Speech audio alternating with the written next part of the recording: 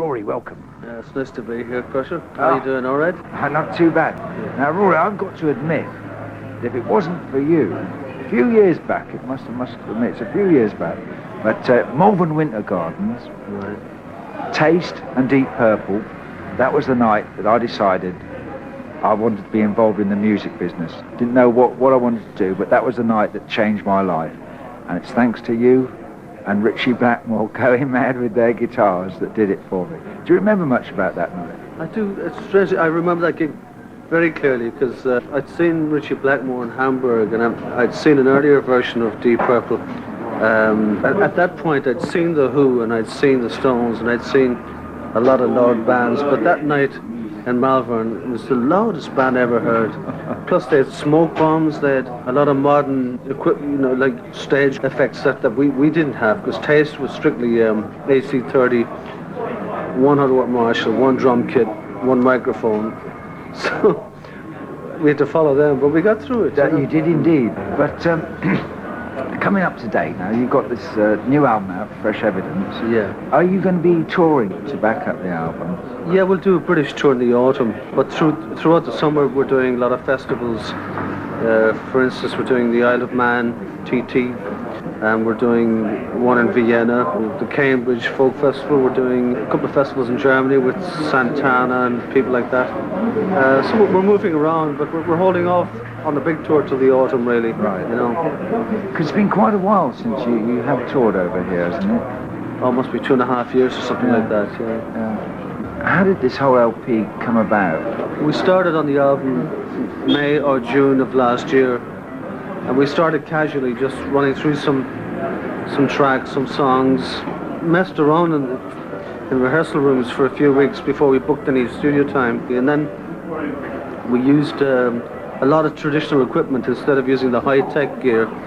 We used Neve desks, tape echo, ordinary played echo, old-fashioned copycat echoes, and we used microphones that aren't favoured by disco people, you know. Right, almost like a back to the roots thing then with the equipment. Yes, is that right?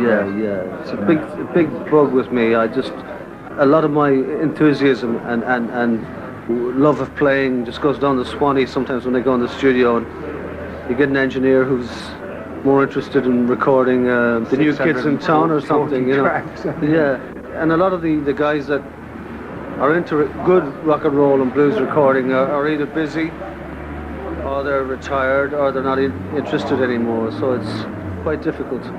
But I'm very keen on getting it as natural a sound as possible. Right, you know. right. I think you should play another track off the album. Walking Wounded. Walking Wounded might be nice. Yeah. Okay, I'll stick that on the deck deck and we'll turn it up to 111. As I say, I have Mr. Gallagher here in the local boozer. Now, Rory, do you get a chance to listen to a lot of other bands and music? I'm constantly listening to music. I find I go through phases of listening to rock and roll, as in Eddie Cochran, Gene Vincent. Then I listen to modern rock, so-called, and see what Malmsteen's doing, or Eddie Van Halen, or whatever. But after finishing an album that's very raunchy and bluesy and rocky and all that, the last few weeks I've been listening to Irish music and folk music. Right. I know it's a reaction against all the tension of the music we've been playing, but I go through all kinds of phases. I still like some of the Stones things. Obviously I like the newer guitar players like Stevie Ray Vaughan, Jeff Healey, and so on. You know, people keep saying to me, you know, who's the greatest guitar player around, who's the best player, you know, don't you think so-and-so is, you know, Satriani or so on, is the greatest? And I say, yeah, he's good. But I mean, have you heard Martin Cassidy? Have you heard Bert Jansch? It's great English acoustic players.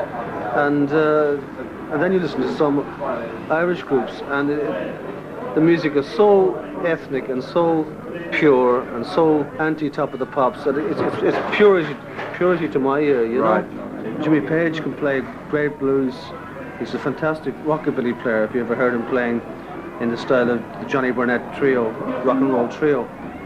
But I mean, where did he get Tangerine from? You know, or Kashmir in particular. Right. That is some production. I mean, and that's not blues. That's Moroccan blues or Right. Moroccan something else. Yeah, that's true. Some things that Zeppelin have done, I can take, and some. In general, I'm impressed by them. But I mean, certainly something like Kashmir. That's an amazing riff that just goes Yes. on and on and Yeah. on. They were a funny band, really, because they were a show outfit as well as anything else. You know. Did you ever work with them? I did a gig with Jimmy Page, all right, once down in Italy. This is after Zeppelin. But he's a fine player, a very nice character as well. Contrary to popular opinion, he's Right.